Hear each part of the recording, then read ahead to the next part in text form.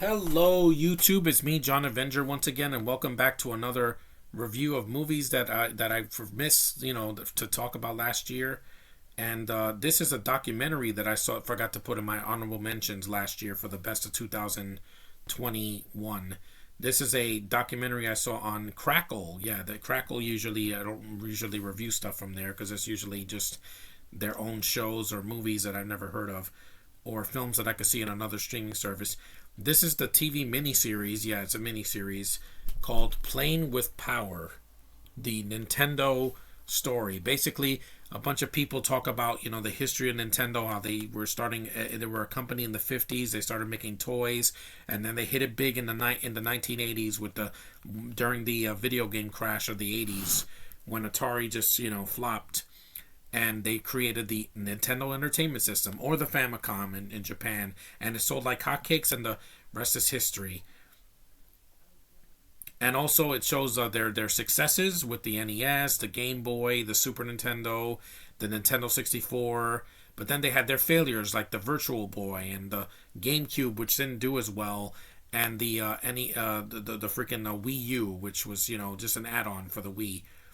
And they started as a playing cards. They started doing playing cards. In the first episode, they talk about that in the documentary. They have actors that you've known that talk about the Nintendo. The narrator is Sean Astin.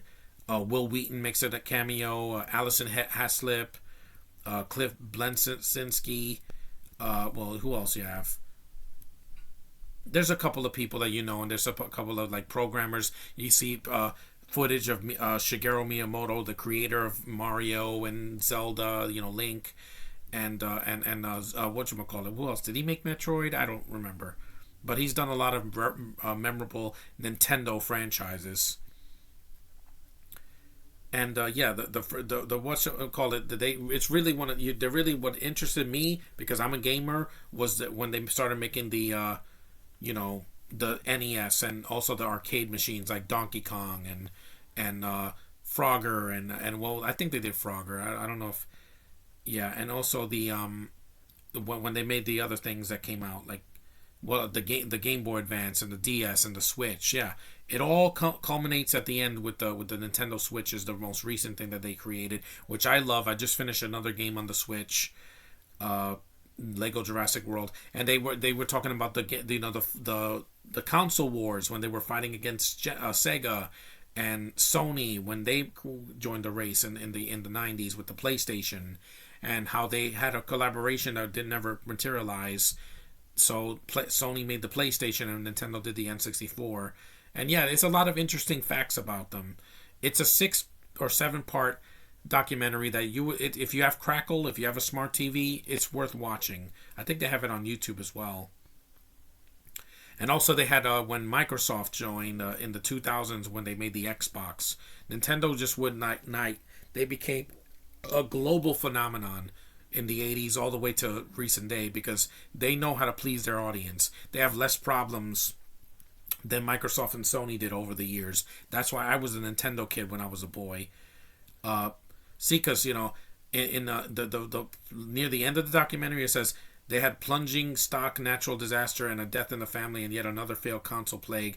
Not to mention a seismic industry shift led by Apple. Yeah, because they were owning the freaking market. Nintendo faced their most difficult decade since 1889, yet the Donkey Kong company is never afraid to switch things up. Yeah, and when the Switch came out, it brought people back to Nintendo, their glory days of when the Game Boy came out, and the DS and the 3DS and everything. And that's the thing. This documentary is really important. If you're a gamer like me, it's definitely worth your time. It's not very long. It's not very short. It's in a few parts, so like 30 or 40 minutes long a piece. So if you watch it, it's worth your time. It's not in depth on everything Nintendo, but it gives you a lot of nostalgia. It's about 5 episodes long, and it was interesting. For a documentary, I usually don't put documentaries on my list of the favorite movies of the year, because you can only say so much about what happens in it without spoiling too much. But it's worth your time. If you have Crackle, watch it at least once. If you're a gamer. If you're not a gamer, then it's not meant for you. But for me as a gamer, it brought back a lot of tender memories of the 80s and the 90s, and the 2000s, and even in recent day in my adulthood. Nintendo's will always be a part of my life. They were a part of my life from childhood all the way to adulthood, and I still play the Switch every week. So, yeah, it's worth your time. It's free on Crackle, so you don't have to pay to see it. But anyway, thanks for watching, guys. Take care, and I will see you guys in the next one.